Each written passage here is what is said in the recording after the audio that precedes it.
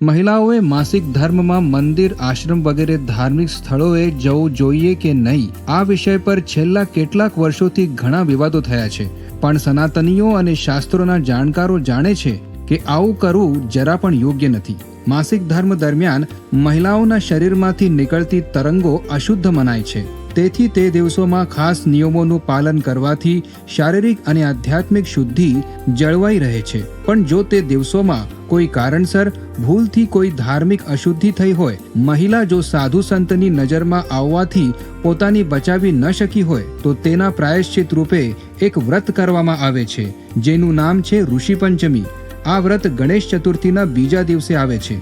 આ વ્રત આ વર્ષે 28 ઓગસ્ટે છે. આ વ્રત કેવી રીતે કરવું? સવારે સ્નાન કરતા પહેલા અપામર્ગ એટલે કે આધેડોનું દાંતણ કરવું જોઈએ.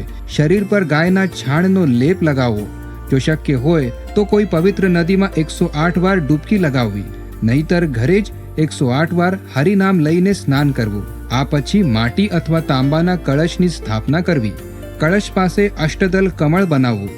આ અષ્ટદલ કમળમાં સપ્ત ઋષિઓ અને વશિષ્ઠ પત્ની અરુંધતીનું આવાહન કરવું. તેને વિધિપૂર્વક ગંધ, પુષ્પ, દીપ, ધૂપ અને નૈવેદ્ય અર્પણ કરી પૂજન કરવું. આ દિવસે હળથી ખેડેલા ખેતરનું અન્ન ખાવું ન જોઈએ.